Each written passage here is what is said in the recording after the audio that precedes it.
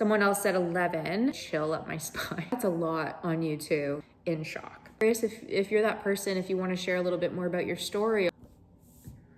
I made a lot of mistakes and I want to talk about that today. Hey everyone, I hope you're doing well and you're having a flare-free day. I first want to say thank you so much for all of the love and support on my recent videos here on YouTube. Our community is growing. It is a place on this little slice of the internet that I just find is so thoughtful and supportive. I always want this to be a safe place for you to turn to outside of your immediate circle to just say, these people will get it. And if I ask them, they'll come and help me out. And so thank you for all of that and just being an amazing group of people to land here on the internet with. A couple of weeks ago, I asked a question here on YouTube and on Instagram on how many doctors it took you to receive a name to your pain. I think in my head, I'm like, everyone has probably gone through the same amount of doctors I have, because in our own unique journeys, we compare ourselves and we're like, it took me this long and this many doctors, so it must be the case for other people. But what came in was a range of answers, which is both promising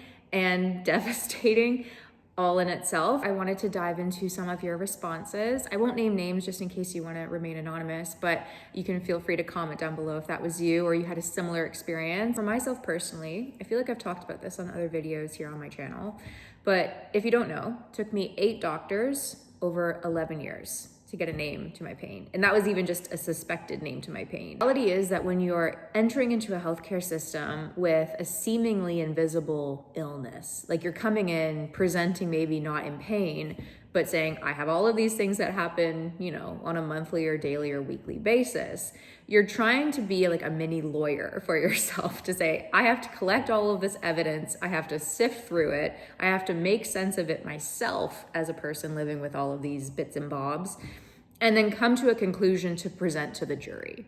And the jury being the doctor. For myself, I made a lot of mistakes and I want to talk about that today because there are aspects of my journey that maybe it could have taken less time and less doctors to get to where I am now. And I want to be open about that if it helps somebody else out there watching.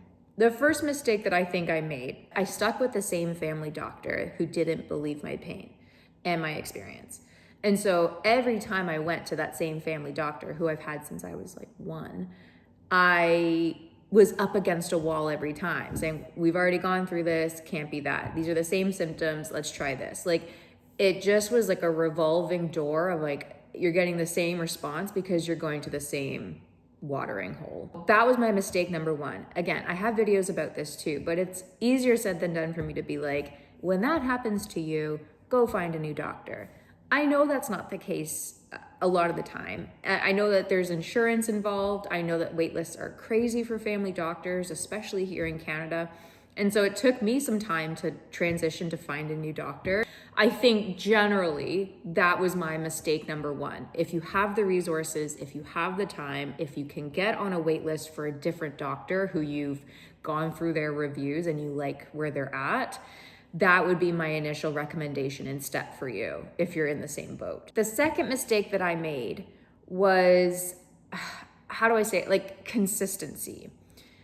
Obviously, I took breaks to get relief from the healthcare system that I was like battling against to get a name for what I was experiencing. But I was also bouncing between cities. I was in university when really my symptoms picked up. So I was living away from home and that initial family doctor.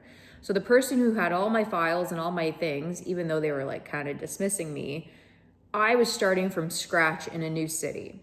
Consistency wise too, I would just go to whatever walk-in I could, any doctor that would listen while at university and say my story all over again, explain the same things. I felt like I was at stage 1 every single doctor that I saw. It gets confusing, it gets exhausting, and you're just reiterating your story over and over. So my specific doctor count of those 8 includes the family doctor, those random walk-in doctors, the telehealth doctors, and then finally getting my specialist back in Toronto a couple of years ago.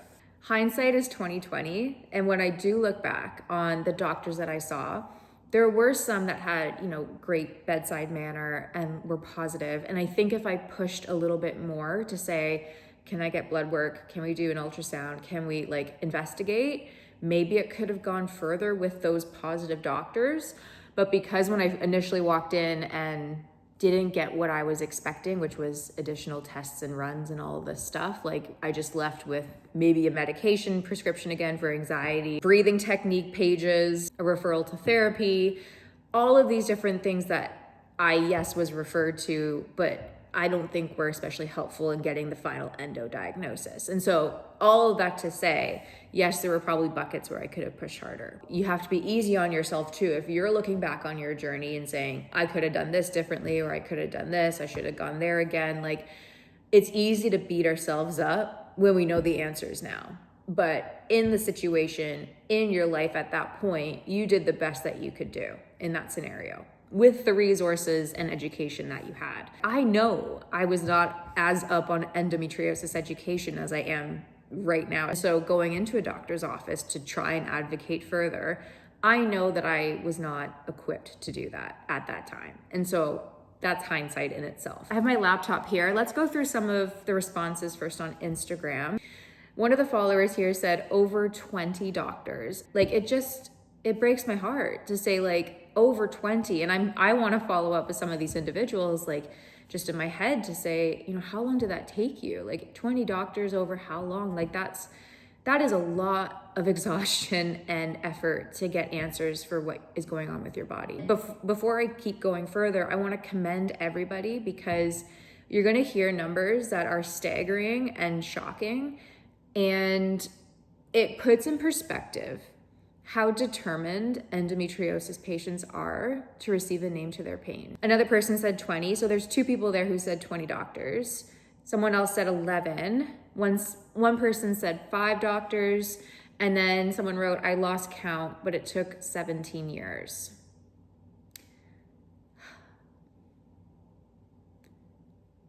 I think I knew that stat already, I have it in my notes, but reading it out loud, I just felt like a chill up my spine, because this is why we raise awareness and education for endometriosis. Imagine yourself or someone that you love, or your daughter or your friend or your whatever, in excruciating pain without a known cause for that pain for 17 years. Like, it truly just like, I don't even have words right now, because I'm just like in shock at that. And on YouTube here, so I want to share some of those. One person said 2 doctors, but I was on the luckier end of finding a doctor who understood early. When I read this comment, I was happy, but also sad that it took more than one doctor to believe you. Yes, there was 2 doctors in there. Maybe it was your family doctor or a specialist or whatever the mix of the 2 were. It gives me hope that we're getting somewhere, and that maybe it takes less doctors and less time. But in my head, I'm like, it still took more than one to believe you and give you a name to your pain. And so my goal in life, and I think generally, is just like, let's get one doctor who's well educated. Every doctor you go to knows about endo as much as they know about asthma and cancer and diabetes. And they say, this is where you're at. Here's your path to pain management. That's where I would like to be. And so, yes, this is an amazing thing, 2 doctors, and I'm so thankful for that person that it took less time. Even though it took individuals less time to get a name to their pain and less doctors to get a name, there is still exhaustion there. There is still advocacy effort to go back to the drawing board and to get an answer.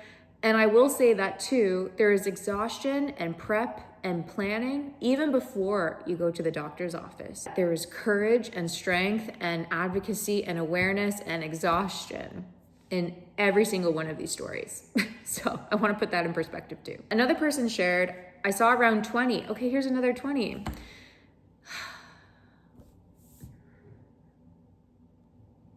I saw around 20 different doctors in a 6-month period, and I've been searching for 4 years. Wow. Searching for 4 years, but then you had a lot of doctors in the 6-month period. I'd be curious if you're that person, if you want to share a little bit more about your story on like, Was there more effort on the other doctor's side to like get you to more specialists? Was it, that's a lot on you too. And if you're watching, I'm thinking of you too, because that's heavy and that's a lot on you, especially with family and work and responsibilities. Like, I'm sharing these to put in perspective that people are advocating and dedicating their lives on top of everything else on your plate. Someone wrote, I had to insist it was endometriosis myself before anyone believed me. I can sympathize with that a lot because in university myself, I would procrastinate writing political papers because I was studying politics at the time at university. And I did a lot of research around my pain. And my roommates were like, you were up late. Like, what are you studying for? What's your paper on? What's your class? And I was like, what are you talking about? I'm not involved with school right now. I'm focused on my health. So it was funny that they just thought I was studying. I guess I was studying in certain aspect of trying to figure out what was going on, but I can sympathize with that response of you had to figure out yourself first that this is endometriosis. Within all of the things that I'm seeing on Google, endometriosis, this thing that I can't even pronounce properly back in the day or know really what that meant, is lining all the dots up. I get that you had to be like, I know this is endo, and so I have to go and like fight and advocate to get that response. It's a little bit different for doctors to look into and say, that could be it, but then it opens their world to, okay, maybe I should think about PCOS, adenomyosis, all of the other, reproductive diseases, even though they extend beyond that it could be. And so, yes. Another person said, hard to remember each in the last 13 years, but around 18 doctors. So we're getting a lot of responses are in like the 15 to 20 mark. I'm curious on the people out there in the world that don't know what they're dealing with right now and are seeing beyond the 20. Like, I would be curious on a statistic on how many are over the 20 mark within the endometriosis community. I'm sure there is a lot. Someone said 4 specialists in 6 years. One word that I'm latching onto in that is specialists. So 4 specialists over 6 years. I'd be curious to know the specialists that were involved there. But yeah, that's a lot too. Another person simply said 6 doctors. I had all of these in advance, but I think reading them out loud to you in this context like makes me slightly, again, emotional. I'm an emotional person, we know this, but it makes me sad because this is why we're here, all of us, to raise awareness, to raise our voices so that the next generation of people who have pain, the people who don't even know they have endometriosis yet, and the people who don't even have their periods yet, they shouldn't have to go through the same process we have. And that's what we're doing here in this video. Like, we're shedding light on everyone's unique and exhausting journey to get to where they are today. And I want to say too, like, even though people have said they finally found a doctor after 20 or 15 or 11 of them, that doesn't mean that their journey is done. That doesn't mean that everything is sunshine and rainbows. When you finally find the doctor that you have, that point is where a lot of the work starts too, because you're trying to then, okay, now I really want to dive into what this means. What's my pain management journey? What are the next steps on potential surgeries, more ultrasounds? What's the meds? Are IUDs involved? And so that's what also makes me emotional, because we forget that the work is still happening after the years and the doctors of dismissal. Those are years of pain, the emotional toll, the physical, the spiritual, the everything. I want to drill down a little bit too on when you look at the numbers that's presented here on how many doctors it took somebody to get a name to their pain. They reveal a lot about us as patients. Despite rejection or the disbelief or the gaslighting, they kept searching for that doctor that would finally believe them, and they kept asking questions until someone finally listened. There are a few things here too that reflect the system, and the system being educational and health system and entire societal system that it shows me. The first is dismissal of pain. Too often, and again, we talk about this, but oftentimes endometriosis pain is brushed off as normal period pain. It shows me that there's a diagnostic delay still. The average wait here in Canada is 8 to 12 years to receive a name to your pain. And that has been exaggerated by the pandemic. Those are years that cost people their professional aspirations, their educational dreams, fertility, and peace of mind. Whether you counted in years or lost count altogether, your story matters. I hope this video has been helpful and informative, and I cannot wait to talk to you on the next video.